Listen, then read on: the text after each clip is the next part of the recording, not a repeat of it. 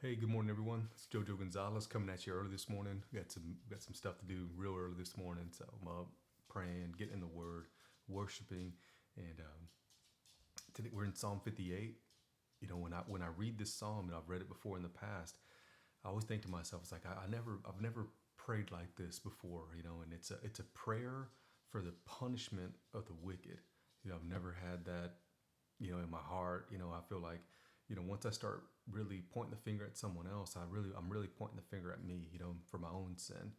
So I've always been pretty, it's just something I don't want to do, right? But it's a prayer of David, for punishment of the sin, of the wicked, right? And he says this, he says, and he starts asking them questions. He says, "Do you indeed speak righteousness, O heavenly beings?" Right? And then he says, "Do you judge fairly, O sons of men?" So he's asking us, he says, "No, in your heart you devise wrongdoings." So sons of men, those other heavenly beings, people that aren't with the Lord, they don't speak righteousness. They don't judge fairly. So those are the things that I try to get out of this psalm. It says, "In your heart you devise wrongdoings." And they're always, if it's in your heart, that's what's come out of your mouth. That's what comes out of your life.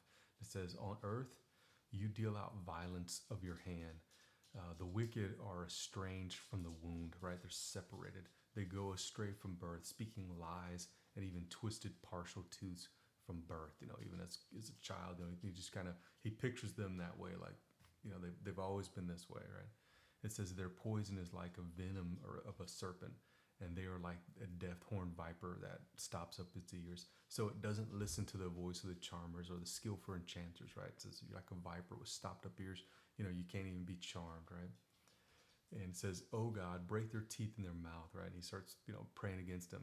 In my mind, I'm less like, hey, you know what? There's still hope for these kind of people. There's Jesus, even though you were, deceitful from the womb, even though, you were like a viper, man. I see this and I'm just like, man, Jesus is always the answer, right? So David takes a turn. He says, "Oh God, break their teeth in their mouth, break out the fangs of the young lion, O Lord. Let them flow away like water that runs off," right? Let them just run away from me. When he aims his arrows, let them be like headless shafts, just without a head. It just, goes all over the place. And it says, "Let them be a snail which melts away," right? As it goes along, let them just not last, right? Um, may they never see the sun from their mother's womb. Before your cooking pots can feel the fire of thorns burning under them as fuel, right? So just thorns and stuff, right? So he just kind of just praying all this like ugly stuff on them. And he says he will sweep them away like a whirlwind, and green and the green and the burning ones alike. The unyieldingly righteous will rejoice when he sees the vengeance of God. And this is kind of like what him, kind of in his mind, I guess, him as people come in, the unwieldingly righteous will rejoice when they see God's vengeance against the wicked. It says he will wash his feet in the blood of the wicked, and men will surely say, "Surely this is the reward of the righteous. Surely there is a God who judges the earth." So yeah, in the end, God will judge the earth. God will judge everyone on the earth, everything that we say and do. Um, but to me, there's always hope for everyone.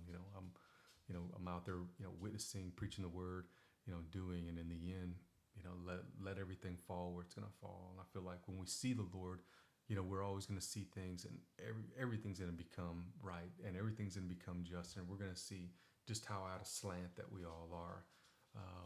So it's an interesting psalm. Like I said, the things that I take away from it, I do take away.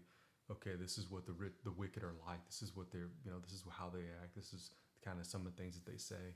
But at the same time, it gives me a position to continue to pray for these people that are in my life and I know that are in the world. So good stuff. Great psalm. Just reminds us, man, that there's always room. There's always room to be praying for others. David, he prays his way. I pray mine, right? And in the end, yes, man, God will judge us. The wicked and the righteous. We will be judged. So it's good to reflect on that. So coming in, getting in prayer. I know it's a tough one, but just reflect on that. It's like, where do you want to be at in the end? Do you want to be where God's like, "Hey, come in. I know you. I know exactly who you are." Or is he going to say, "Hey, depart from me. I never knew you." And, so it's just going to be one of those, right? So think about these things. Go about your day. Make good choices today. Worship, prayer, get in the Word, grow closer to God today. Everyone, God bless.